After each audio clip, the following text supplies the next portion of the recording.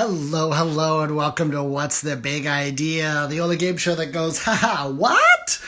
Hello, everybody. My name is Eric Cunningham. I am hosting from a new location right now. Oh, yeah, that's me. Last started a live show. Yes, I know, it's me. And we have a good one today. We have another special guest, somebody from the world of big ideas. We have a gentleman by the name of Bobby Livingston. Bobby Livingston, who works at RR Auction. And you're like, how's that a big idea? Well, let me tell you.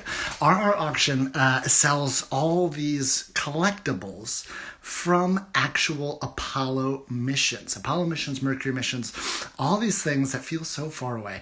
And you can actually bid on them. You can have a little piece of space history, a little piece of big idea history. Joining us tonight. So we have 5 questions to quiz Mr. Livingston on how exactly, how much he knows about the Apollo mission. We got some weird trivia you may not have ever heard. In fact, let's get Mr. Livingston in right now. I'm going to invite him. How do I do that? Oh, I've done this 10,000 times. I always forget. Here he is. All right. Has been requested. Here we go. A wonderful set of memorabilia on the RR auction website. And, it says waiting for Bobby Livingston. We got it coming.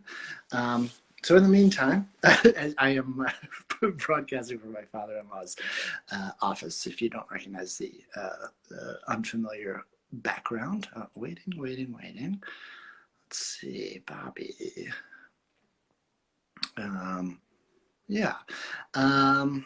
are people's Thanksgiving week? It's been a whole one. Loading, Bobby. Let's see. It still says waiting for Bobby. But yeah, we got a bunch of questions about the Apollo program. Oh, unable to join. How unusual. Oh, I think we have a, for true fans, you might remember we had a similar issue with one of our friends from, sending request again. Let's see if it works this time. I love these questions. Oh, there he is. Oh, wow, Mr. Livingston. Sorry about that. Livingston, I presume. Did not think of that. Do you get that all the time? All the time. Do you know where that comes from? Oh.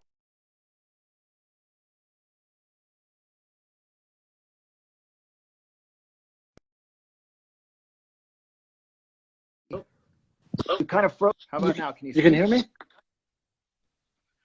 Yeah, Yes, I can. Sorry, that was me switching over to AirPods. Welcome to the show. I'm sorry to deliver such a hack joke to you that you've heard 10,000 times. Well, do you know where that comes from? Yeah, isn't it from, oh, no, I actually can't name it. It's not Apocalypse Now, but it's Heart of Darkness. Well, kind of like that.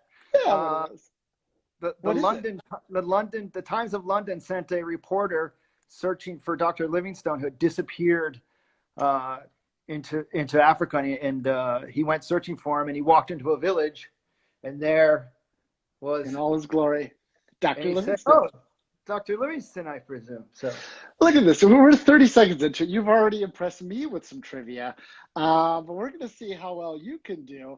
Dr. Livingston, I'm just going to call you doctor from here on out. Pretend you're a doctor. So tell us a little bit about yourself and RR Auction and the recent auction you had on a bunch of space memorabilia. Well, my name is Bobby Livingston. I'm Executive Vice President of RR Auction. We're in Boston, and we hold about 24 different auctions every year, and twice a year we have dedicated NASA sales where we actually sell things that went to the moon.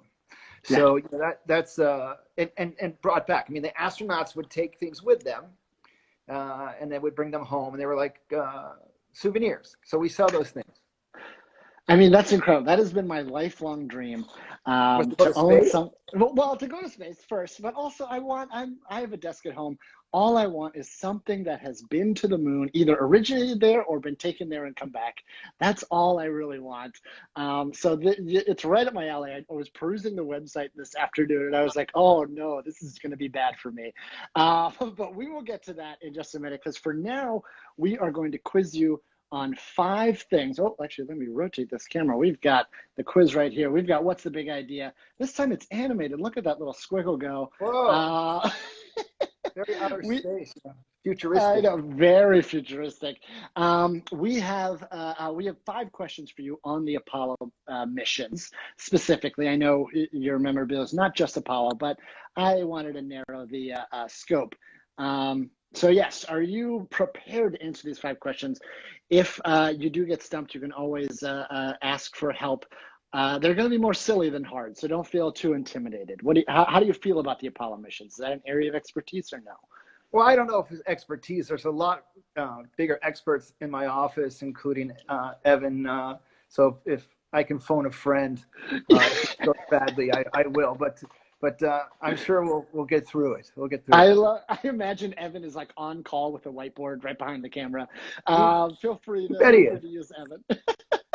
All right, well, I'm going to flip it back around to the question. We're going to start with question number 1. This is worth $10 million. So get ready. I hope you get this one right. All right. Question 1, how did Apollo 13 astronauts first alert NASA that there was something wrong on their mission? A, Houston, we have a problem. B, okay, Houston, we've had a problem here. Or C, Houston, we got a big old whoopsie. Which of those appeals to you?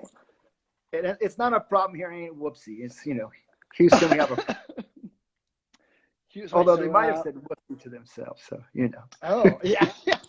So which one, Angela Peters, which A? You say A. Here is a little surprise. The correct answer is B. Wow. So we all know that phrase, Houston, we have a problem. The first alert for NASA was actually not Jim Lovell. It was Jim Swigert, and he had the very more convoluted, slower, a little more chill. Okay, Houston, we've got a problem here, which is how I would phrase it. And then, of course, we have the famous line that was uttered second, which was, Houston, we've had a problem. Well, there goes my $10 million. I know, I'm sorry. So you owe me $10 million off the bat. We'll see if you can make up the difference. With question number 2, I feel like this one might be up your alley as well. Question number 2. Let's see. Which of the following sports was not played on the moon during the Apollo missions? A, golf, B, shot put, or C, javelin hurling? Which one was not played? Well, I know golf was, but I don't know if it was shot put or javelin hurling was not. I wish Evan was out there to help me, but we'll see. I'm gonna imagine that javelin hurling was not, because it would have been quite dangerous to the spacesuits and punctured holes, or who knows. So I would say javelin hurling. I love that line of thinking. Unfortunately, they did throw a javelin on the moon. Yes, thanks, Evan. Wild. Evan, you missed out. No, they obviously, everybody knows they played golf on the moon. But what people don't know is on the same Apollo mission, they also brought a javelin, a very lightweight one. And wouldn't you know it, the javelin was thrown further than the golf ball was hit. There's a little fun fact. Wow. And of course, both are sitting up there. You can't bid on a javelin or the golf ball. They're both still stuck up on the moon. Maybe one day. That's 0 for 2. I owe you $40 million. Yes. Oh my God. Like this is okay, but I think you might get a chance for question number 3. Although this one is a tough one. You're not. This is a tough guy. All right. Question 3. According to Buzz Aldrin, what was he thinking as he was about to become the second person on the moon? This is a quote. I then get in position to come down the ladder, and jumped off. What was he thinking? What's the rest of that quote? It doesn't have to be exact. You can get approximately. I hope I don't fall on my ass. I hope I don't fall on my ass. Honestly, very close. What he was worried about is being careful to not lock the door behind me. Did you? Apparently they had a lock I mean, we're laughing at it now, but can you imagine the tragedy if they were locked out of the LEM when they're on the No, moon? How embarrassing. it would be so embarrassing. Have you Almost ever as locked yourself? almost as embarrassing as missing every single question you've asked. This is not, No, this don't is worry. not, this is not going well. No, they get more. I think we've sold one of those locks at some point. I think we sold one of the locks from one of the command modules. One Somehow, lock never used. I love it. so That is very impressive. I would. I mean, I'm sure it's worth a lot more than I could afford, but that would be a true. When I win the lottery, I'm getting that one of those locks.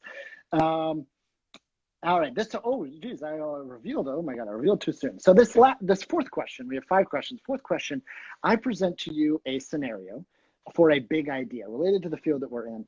You have to tell me if it's real or if it's fake. Did I make it up or if it is real? So this next one, I think you're going to make it up. We'll see. We'll see. So this one, real, big idea, or fake? The success of the Apollo missions led to the fast tracking of Soviet plans to build a semi-permanent lunar base called Kitry moon station buried in the lunar soil by 1980. What do we think? Is that a real big idea? Are those real plans or are those fake plans that I made up? You know, I got to tell you, I think that's a real concept by the Soviets. It seems like something they would have to be bigger than the Apollo mission, bigger than landing on the moon. We're going to populate the moon. I say that's real. I love that thinking. Unfortunately, I gotcha. So your instincts are right. However, a real Russian linguist, I put a little clue in here. Kitry Vopro stands for trick question because everything about it is real except for the fact that everything about it was real except it was called the Svedsa, and the plans were halted rather than fast-tracked. But yes, as you can see here, it was a full lunar base to be buried in the lunar soil. 9 people were going to live on it. I mean, that's tremendous. I feel like I tricked you.